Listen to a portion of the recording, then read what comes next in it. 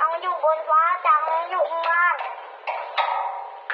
ของฝักของหมุนจานเราเพื่อนรังมันยังได้ดีกว่า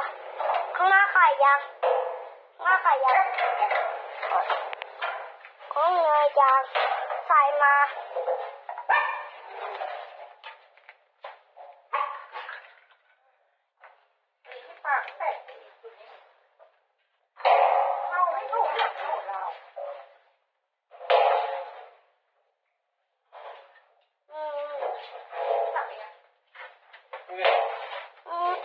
จางยกไม่ได้ต้องยก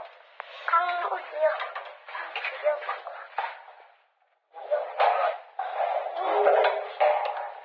ลองดู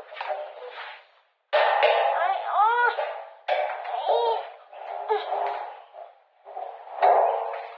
เริ่มมีสัญญาณแล้วค่ะ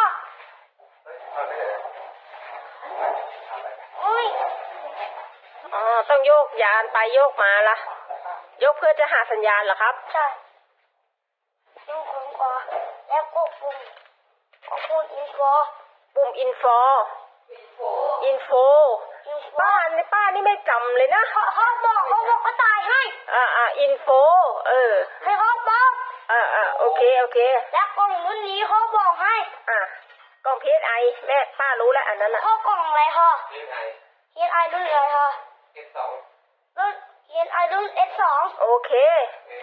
ไปเอากล่องในห้องให้หน่อยกล่องรุ่นนี้ยังใช้ไม่ได้ไปเอากล่องในห้องให้หน่อยกล่องเฮียงไงติดใส่ดีนายไปเอาพี่หน่อยค่ะสรุปแล้วกล่องอันนี้ใช้ไม่ได้เหรอครับใช่อังเสียแล้วเสียเพราะว่าไม่ได้ใช้มาล้างโดนฝนอ๋อ